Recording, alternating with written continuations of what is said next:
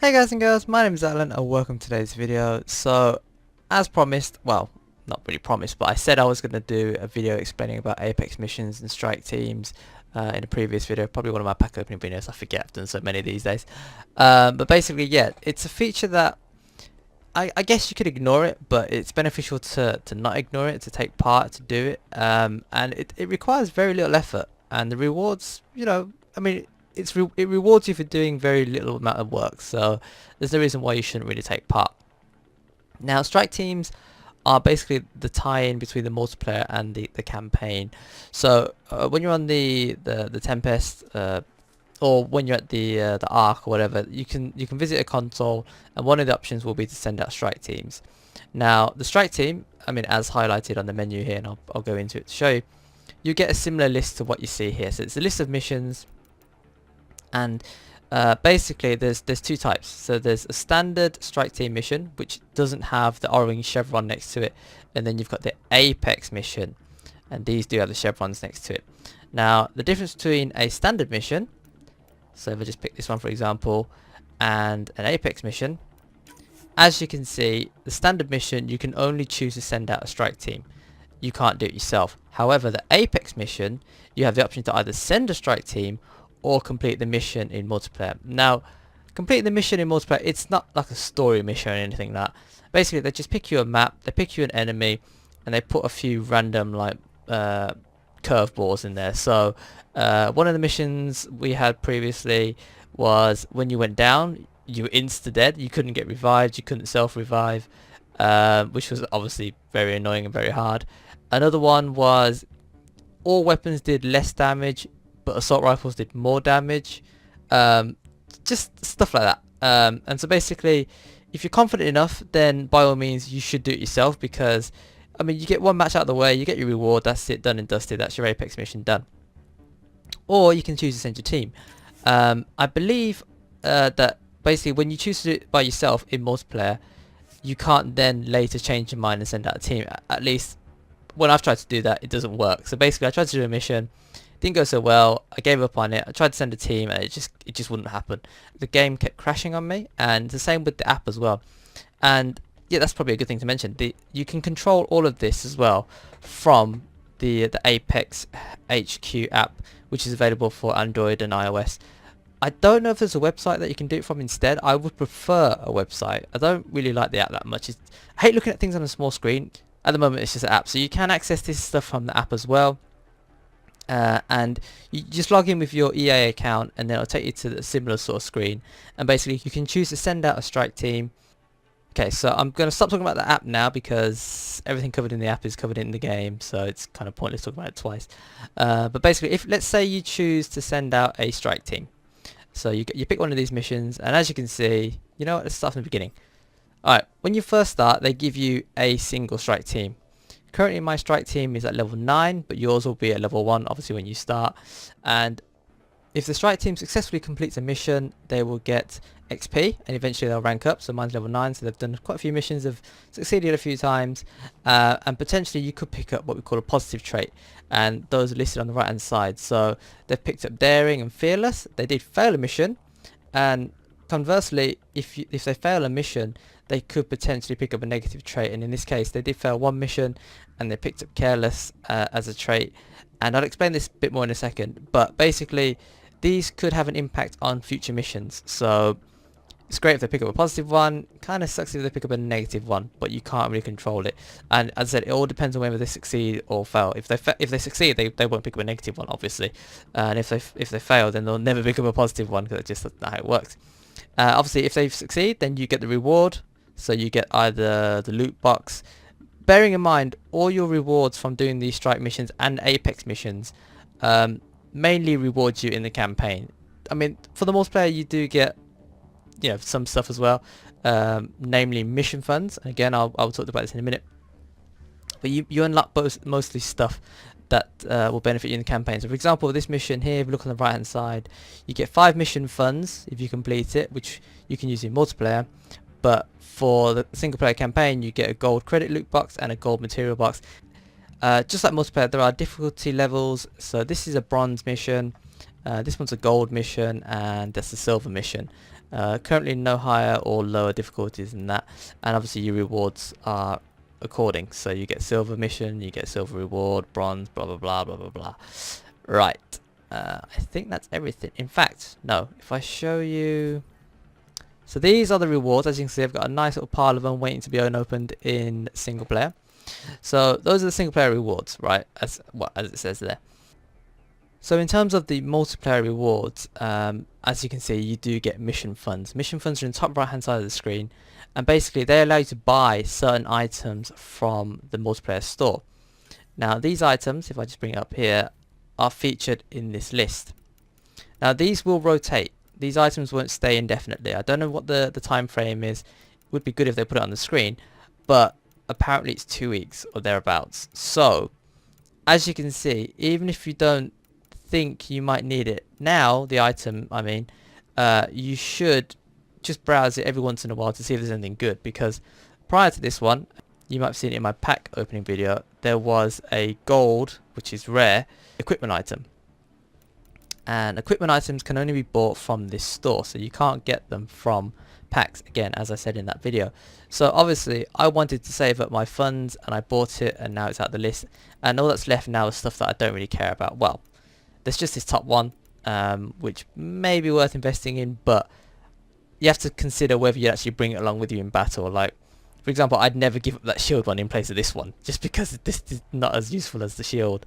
So, you know, there is that. But obviously, if you've got the spare funds and you're not thinking about buying anything else, then maybe. But bear in mind, the next item that rotates into the list might be something you actually do want. So, as you can see, even though technically there's nothing now that I need to, or want rather, to buy, I should still stockpile my mission funds, because when the items rotate, whether it's this week or next week or whenever, there might be something I do want, and who knows when they'll come back around again.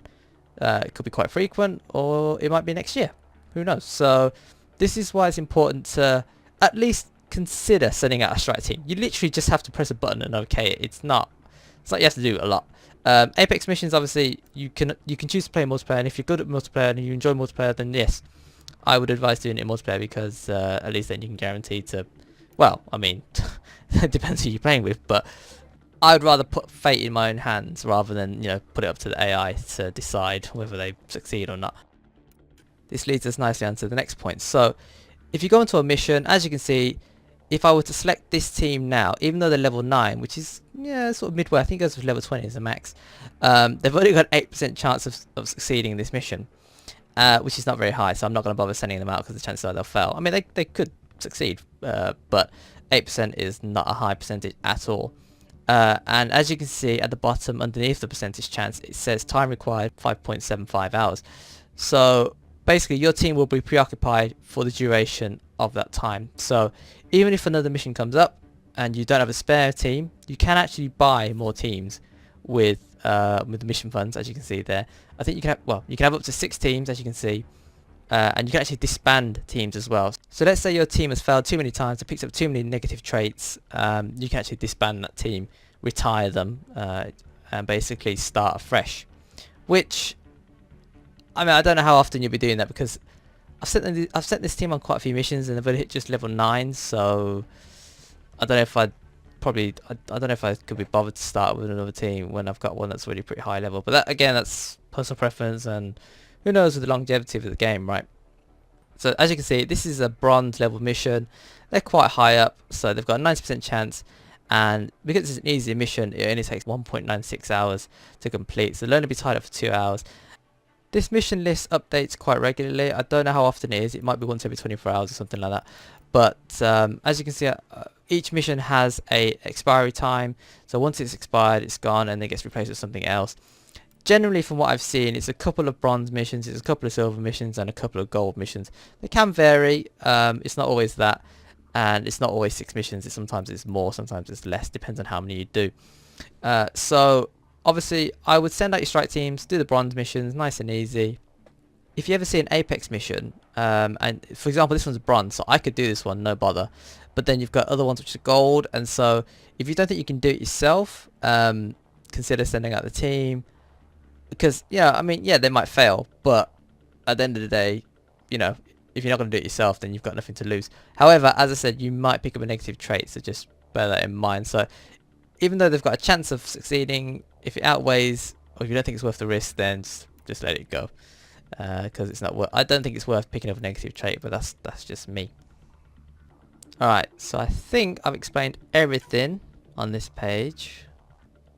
So I've talked about the traits, positive and negative, and how you can pick them up. If you press square in my case to view the traits, you can see that daring is plus 10 to effectiveness with high risk, high reward. Fearless adds plus 10 effectiveness to scary. Careless minus 10 effectiveness to no room for error. Now you might be thinking, well, where are these things listed? If you go back to the mission screen, as you can see on the right hand side, just under where it says mission traits, it says we need a hero, alien presence, remnant. So the ones that I've got don't coincide with that, but if I try and, here we go. So this one, for example, if I were to put my team on this particular mission, high risk, high reward is one of the positive traits that I've got. However, the negative trait, carelessness, or careless, is also featured in that list. So I don't really get a bonus or a drawback from this particular mission. So that's how those work. So what you want to do is, well, I mean, for starters, you want to judge by the percentage, right? If it's got a 90% chance of success, it doesn't matter what the drawbacks are. The chances are these guys are going to pull through and do it for me. However, if a mission is, say, 50%, and obviously it lists some negatives that my team have, I probably wouldn't bother sending a team out, because it's probably not going to end well. And while the team will still gain XP from failing, they won't gain as much, and as I said, they will potentially pick up a negative trait. Picking up traits is not common. It's, I'd say, uncommon to rare, but once you pick it up, that's it. It's stuck with your team, and so it may impact future missions. So again, you want to weigh it up, and these missions do cycle every 24 hours, give or take, so, you know, I mean, you can let one or two slide, it's not a big deal. And if you participate in an Apex mission yourself in multiplayer, then, you know, you can control that yourself, and obviously you have no need for the team then, and you actually do pick up more mission funds as well. So it's 10 for Apex missions, only 5 for strike team missions. I mean, obviously it all adds up, every little helps, but if you feel you can do it instead in multiplayer, then by all means go for it. Just bear in mind, as I said, once you've chosen to do an Apex mission yourself in multiplayer, I think it locks out the option to send a strike team. I don't know if it's a bug, I don't know if it's a glitch, maybe it's just me, but I tried to do an Apex mission. As I said, I changed my mind, I wanted to send out a strike team. Multiplayer just kept crashing on me, and it's the same with the app as well, it didn't work. And on the subject of the Apex app, it's actually quite good. So you can view all your unlocks and stuff on the app itself, but also you can control these strike missions. So if you're at work, or you know, you're not at home, obviously at your console or PC, you can choose to send a team out on a strike mission. So you see the same list, you see the same team, strike teams that you've got in your portfolio, and you can send them out, and you can see all the stats that you see here. So it's really good for obviously sending a team out while you're not at home playing the game itself. And then basically when a mission finishes, you'll have the option to debrief your team, and during that debrief you'll find out whether they've succeeded or whether they've failed, if they've picked up any traits, positive or negative. And then yeah, so once you've debriefed that team, you can then send them out on another mission, or you can let them rest, you know, whatever you decide to do. And I think that's about it for Apex missions. So as I said, it's you don't really have to put that much time into it. Sending out teams doesn't really take that long. Literally go into the mission list, pick a mission, pick a team, compare the traits if necessary. I mean, it's 90% chance I'm going to risk it.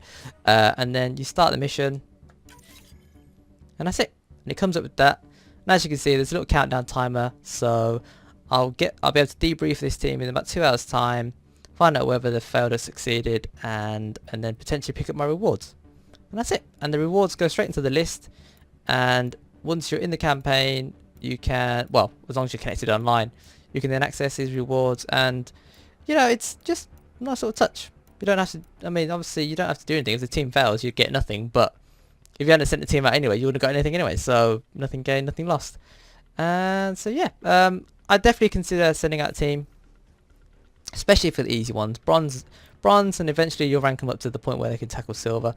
Gold is going to take a while. I don't know if, I mean, this is like a 9% chance of completing this mission, so I don't know what level the team has to be in order to do well on gold, or other factors involved. There's one other thing I didn't mention actually, equipment. Now, I can't do it anymore, but basically, if you click equip team, it'll bring up a list of like things that you can put onto the team to help them with missions. These things have to be bought with mission funds, and to be honest, I don't really know too much about them.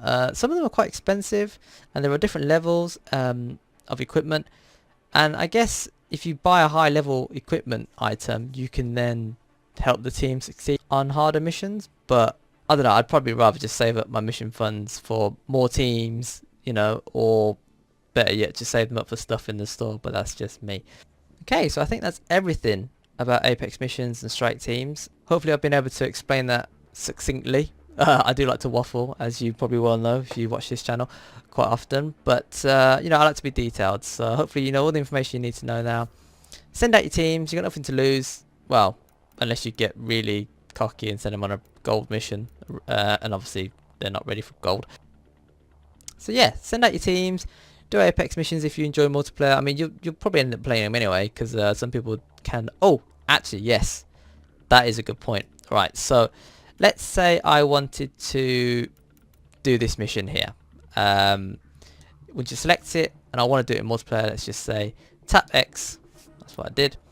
Alright, it comes up with this. Okay, so there's two options. You can either create a match, if you're playing with friends, for example, or you can join a match. Funnily enough, okay, right hand side, these are the modifiers for this particular mission. So as you can see, plus 50% assault rifle damage, but minus 50% on all those categories. The modifiers will change with each mission, so you want to read that before you start the mission, obviously, to bring an assault rifle, you know, and all the rest of it. Okay, so you can either create a match, which is just creating a match, or you can join a match. This is the part that you need to be careful, because if you join a match, let's just do it now. Right, so basically I've joined a match, and on the right hand side it says mission, retake and occupy facility. That's exactly the mission that I wanted. But you need to be careful, because if I back out of this one now to show something, no,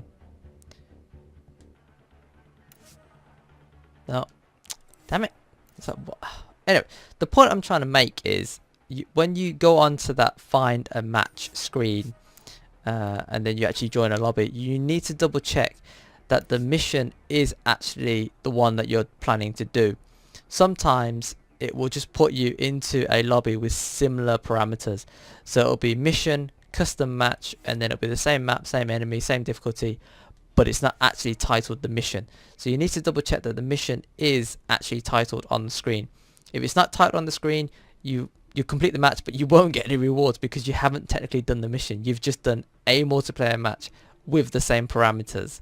So that's something you need to check. I've been caught out once or twice, but now that I obviously know what I'm looking for, and you do now as well, you shouldn't get caught out anymore. So yeah, just one more time. Let's just see if we can find...